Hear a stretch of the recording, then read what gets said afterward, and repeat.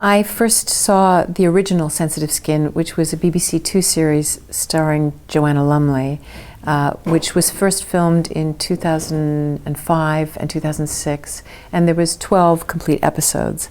I had a wonderful meeting with a man called John Plowman, who was head of BBC Comedy at the time, and he was wanting to know if I was interested in doing another series. I'd only finished Sex and the City by 2 years, and I wasn't really ready to delve in, but I felt because of his track record, which is Sensitive Skin and Ab Fab and The Office and some amazing extras, amazing shows that I really enjoyed as an audience member.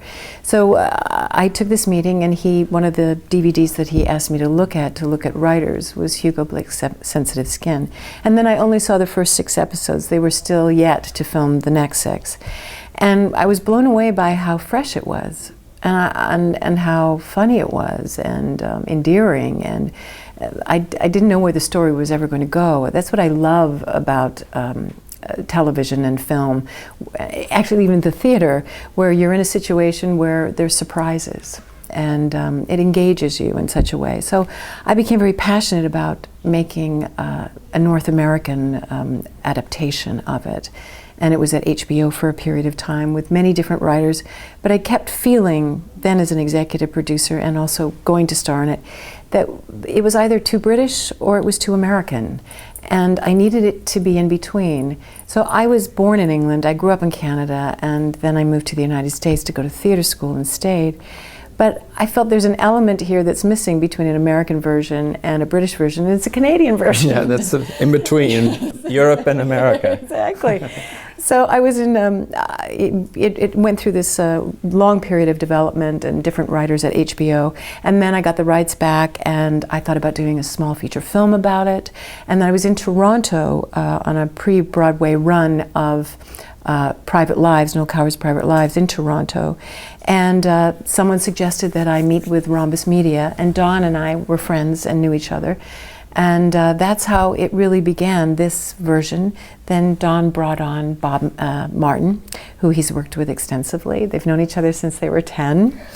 But not only that, I felt also this material was really good for him. You did. Because it wasn't just that I'd worked with him, which I had, but also I knew, like him saying, this is a very tight-knit, creative team, and we needed to be able to do also, play many parts. Yes. Literally, because we're all acting in it, but also, we're all also Don's behind the camera. leading man, and Bob is right. A regular as well. Yeah. So I knew Bob would fit in the team. Then we came about the really all of the creative aspects of taking these scripts one by one, and really, we weren't doing a remake, we were doing an adaptation.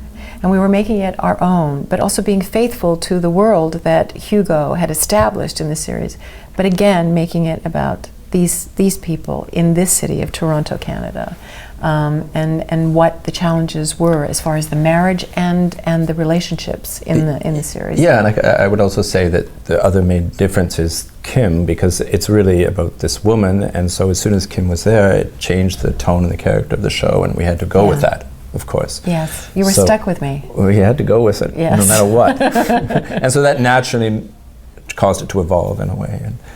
And it developed a different character. It is a very different character, yes, but you're right, it has the same origins and the same I think issues. Also, Don is a filmmaker, and that's where he comes from. So just the look of the series, it's so cinematic. It's so different. I mean, there's parts of Toronto that I didn't know existed. I didn't even know. And I'm from there. And he's from there, yeah. Well, I think for me, again, really playing a character that's unlike really any other character I've ever played, because I play take charge women, which I feel I am to an extent in real life. To an extent? To an extent. Thank you. Being gentle here. Yes. Oh, yes. But there's another side to you, there's too. Totally. Many sides. Yes, many sides. But what I liked about this character was that she was in the process of this crisis that she was discovering in the moment.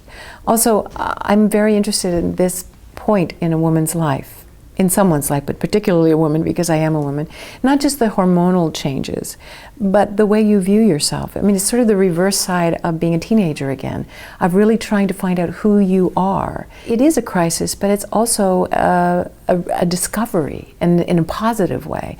And you see her moving towards this with a life behind her which is all about things happening to her, her not having any kind of ability to make decisions herself. She got married. She had a career for a short period of time which was not fulfilling. Then she gets married. Then she has a child. And now her marriage after 30 years is changing and her son has left the house. So this is the beginning of actually another kind of evolution of self, which is fascinating. And it's not just about driving a Mustang and getting a new haircut and, you know, a younger boyfriend. It's so much more complex than that. And I think to use humor and intelligence the way we have in the show it's so worthwhile, the story and the way it's told. I guess for me the most interesting thing about the character was the relationship. Actually, that was sort of unique to me, and I personally hadn't done anything like that. It's about a long-term relationship, which is actually quite unusual on television. Yeah, in the world. And in reality.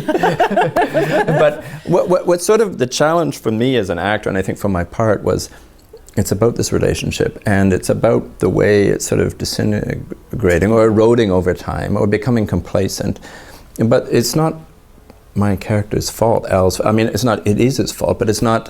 He's not a bad guy. Like, it's not. What I like about the show is he's not the villain in a way, which would be a way to go with this series, you know, and it would be, I think, slightly more familiar. Yeah.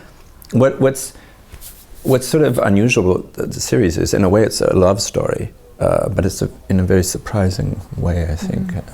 It really is about love over a long period, but doesn't necessarily seem like that at first. I think that's a really great point, Don. It is. I mean, it's what I was very conscious about in showing the relationship is that they love each other. They still love each other.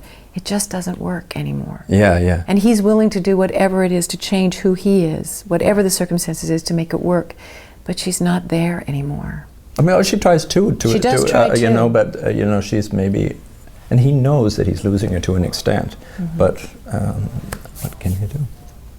You'll have to tune in to find out. But I'm most proud in a way, and I was saying this to Kim last night actually, with the relationship stuff. I feel that as a director and as an actor, actually, I feel that stuff is key. You know, the series would fall apart if you didn't feel it was a believable relationship and a believable couple, and I think it works. It's really interesting. It's quite complex. But there's something sweet about it too. I don't know. It's also funny. And funny. Don't forget funny. Yeah.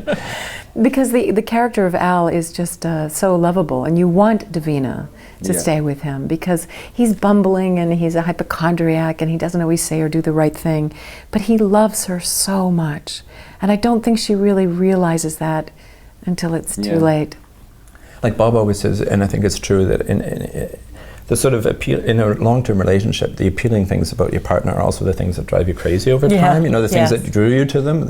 And Al overcompensates in a way with his sense of humor and trying to joke, and it was a fun and again a bit of a challenge to make him sort of slightly irritating, but at the same time sort of fine, endearing. I think you I do.